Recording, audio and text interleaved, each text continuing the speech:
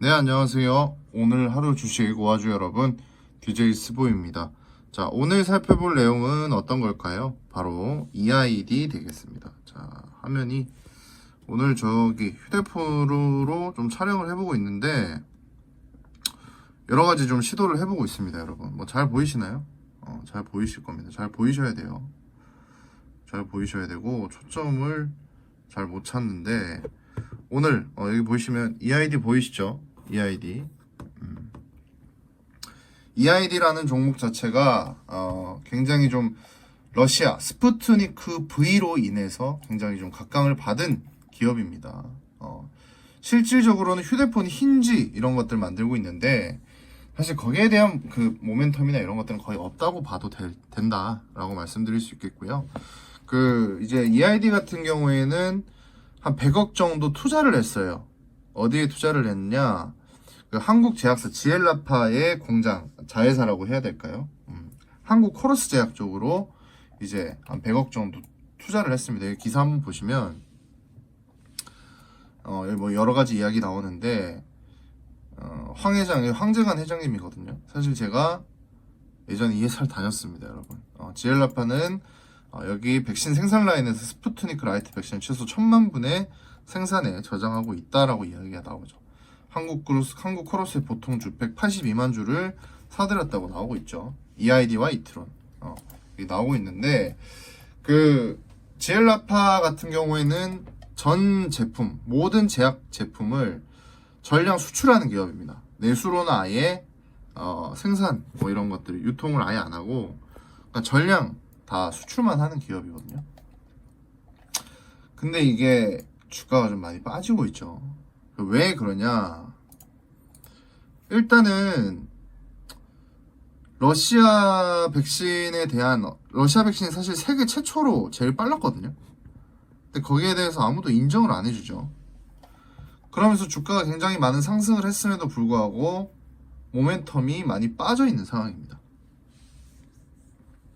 그 헝가리 외교부 페테레 장관이 어떤 이야기를 했냐면 세계적으로 러시아 백신에 대한 수요가 좀 크기 때문에 그 이제 스푸트니크 V 또 생산을 자기들이 직접 한다고 했거든요.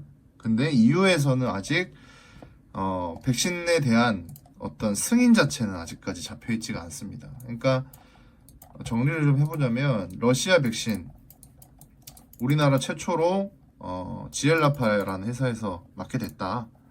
CMO, CDMO 이런 것들 진행이 된 것 같은데 거기에 여러 관계사들이 있는데 그걸 선정할 수 있는 힘을 이 지엘라파 혹은 한국코러스 제약이라고 이야기를 할게요. 둘 다 아직 미상장입니다. 여기에서 이제 선택권이 있었고 어쨌든 판권을 제일 먼저 따온 거예요. 그런 상태인데 이 스푸트니크 V라는 것 자체가 뭐 브라질이라든가 몇몇 국가에서는 사용이 좀 되고 있죠. 그리고 우리나라도 도입이 되나 싶었는데 제가 이건 뭐 예전에 한번 말씀드렸습니다. 아마 안 될 거라고. 우리나라는 미국 걸 써야 되기 때문에 승인되기가 어려울 거라고 저는 봤어요. 근데 뭐 아니나 다를까 안 되죠. 어쨌든 뭐 70여 개국 정도에서는 승인됐고 WHO, EU, 미국에서는 승인이 아예 안 되고 있습니다. 근데 이제 스푸트니크 V가 뭐가 있냐면 이 비강 스프레이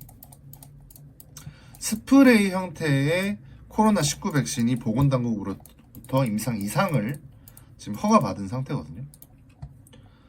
이것만 또 좀 잘 되면 주가 한번 또 움직일 수 있다라고 보실 수가 있습니다. 이건 2023년까지 또 임상이 진행될 거고 아직 시간은 좀 남아 있습니다. 시간은 좀 남아 있기 때문에 솔직히 웬만한 국가에서 스푸트니크 V 잘 안 받으려고 하거든요. 근데 이제 불신 때문에 그래요. 이 남아프리카 공화국에서도 스푸트니크 V 백신을 거부했어요. 여기 보시면 에이즈 감염 위험 높여 이런 이야기가 나오고 있죠.